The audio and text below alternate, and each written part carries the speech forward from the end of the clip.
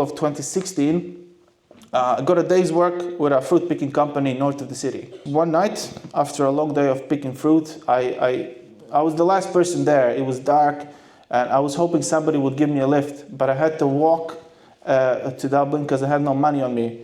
So I ended up walking on the motorway, and it was then when I think there was maybe 10 people who called the guards and said, "There's a guy walking on the motorway." I didn't know you can't walk on the motorway back then. So they gave me a lift to Swords, which is in north of Dublin, and from there on, I walked the rest of the way because I couldn't afford the bus fare. So later on, the money I made amounted to 50 euros, which I used to buy a plane ticket for my brother Jay, who was still back in Croatia, because the reason why I came, so he's my twin brother. The reason why I came on my own was because we couldn't afford for the two of us to go out there in the world and try to find work. To get a little bit down the road, in April of 2016, I was 19 years old. I was still homeless, but now I was working as a kitchen porter in West Dublin, and now my brother was living with me on the street. The turning point came when we went on this big green bus called No Box Cafe. So the charity Tiglin, now they have 9 different centers, and now I work for them. But back then they had this big green bus that would go to different parts of the city to interact or engage with the homeless. So in April of 2016, we went to this bus parked on O'Connell Street, which is the main street in Dublin, and it was there where we met Aubrey McCarthy. As you can see, that's the two of us, and that's Aubrey there on the photo. So it was a big green bus, and on the side it had a logo. It closely resembled Starbucks. I think that was the whole approach, because there was no bucks. You didn't need money to go onto this bus. So there where we met Aubrey, who we initially thought he was the bus driver. And he would become a pivotal mentor in our lives. He saw the potential in us when we couldn't see it in ourselves. Through his efforts, we moved into transitional housing.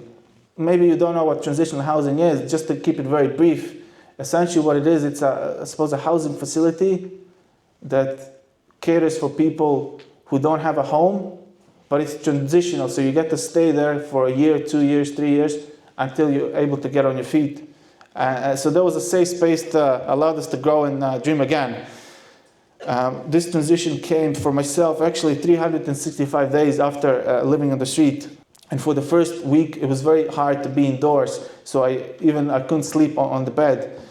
But on the second day there, I went to an educational assessment, which was arranged by Aubrey. And this led me to apply for a full-time course in Dublin. And only 7 days apart from being on the street, I started college. So the opportunity to pursue education changed my life.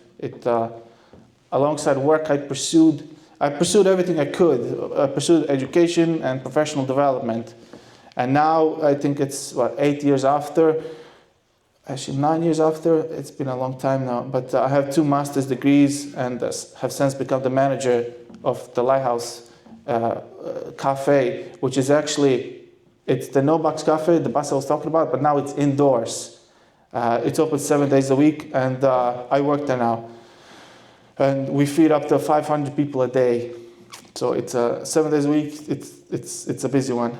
My experiences on the street shaped my vision for the cafe. I introduced multiple initiatives. Some of them are medical support, live music. Live music is always excellent. It elevates the room.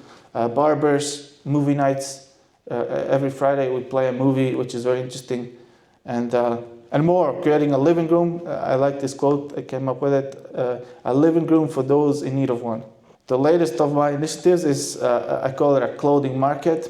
The homeless clients can go in the cafe and they can have a shopping experience. So that's open every Friday from 4 to 5 p.m. And it works really well. It gives people a sense of dignity and choice. I think when you're on the street, you have very little choice. You take what you're given. My personal experiences on the street informed my practice as the manager, which allowed me to introduce these new initiatives. And the reason for these initiatives is because it's personal experience, I felt these are the things I needed when I was living on the street. But importantly, I couldn't have done it alone. The guidance of mentors like Aubrey taught me the importance of paying it forward. So mentorship isn't just about teaching skills, it's about seeing potential in others, which is what I try to, it's almost like an unspoken contract, I said. It's what I try to do today. You have to pay it forward, you have to seek for people who have potential, and then you have to invest in them. But anyway, leadership wasn't something that was handed to me. I wasn't dealt the cards to lead.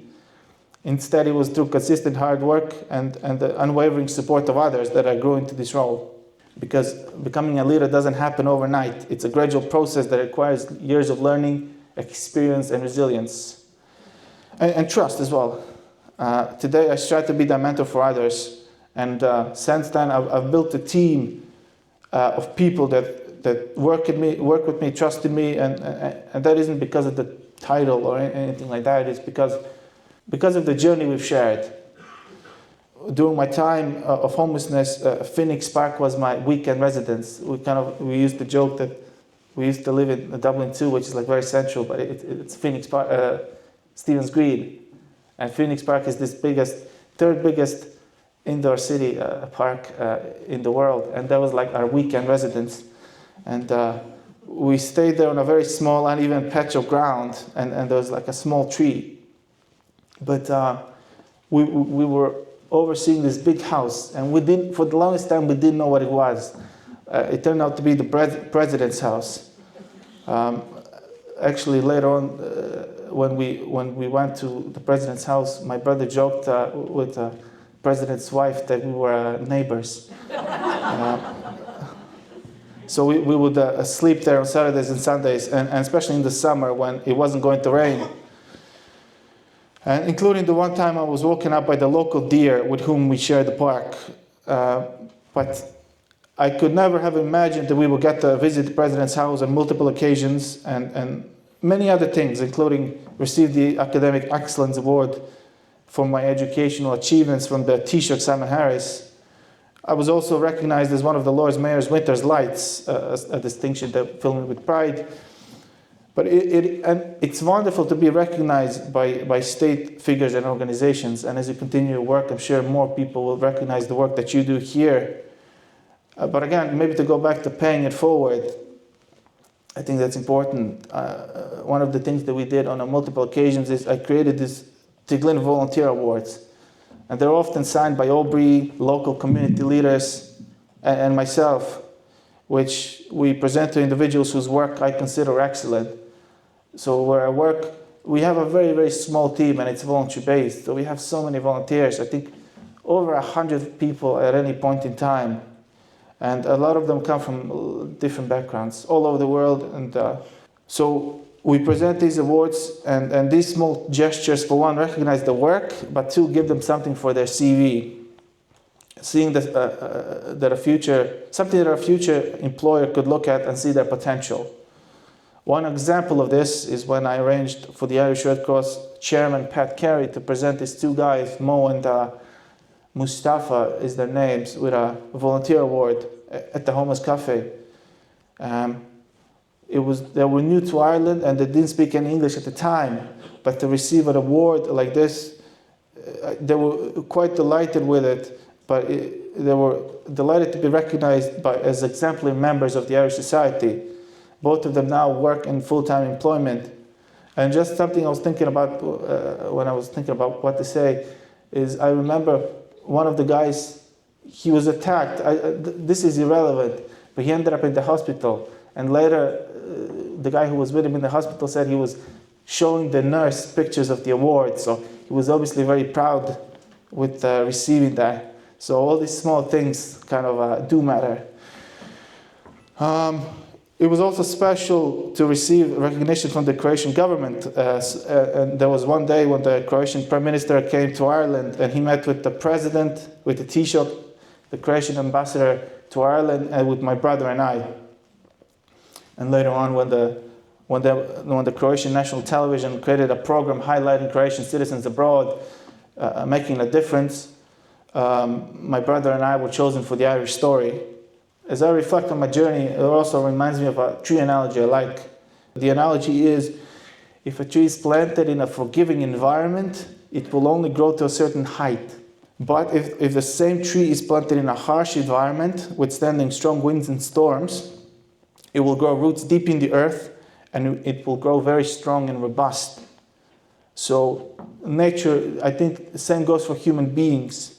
The adversity has made me resilient, and I've learned that the greatest legacy isn't our titles or accolades, it's the people we mentor, the lives we touch, and the next generation of leaders we inspire. Today I look around this room and I see potential leaders. There's a lot of people here who can do great things, and just as Aubrey saw in myself, the path to success is paved with leadership. Without someone more experienced to guide you, to teach you the ways of the world, it's far more challenging to achieve your dreams. Mentorship shapes the leaders of tomorrow and ensures that progress doesn't stop with one generation. So to say everyone in this room, whether you dream of becoming a Taoiseach, a farmer, or a sportsman or a sportswoman, know that your potential is limitless. You must see the opportunities for what they are. This is very important, and you'll have to rise to the occasion when they come your way. And good work, consistency, and integrity don't go unnoticed, so you shouldn't compromise on these. There's also a line in the Old Testament that's I think interesting to hear about, is better a little with integrity than much gain through deceit. So it's a good philosophy to live by. And you also have to remember that you're not the leaders of tomorrow, you are the leaders of today. What you do for others matters, and you will have a lasting impact. And finally, don't cut corners, especially when no one is looking. Thank you.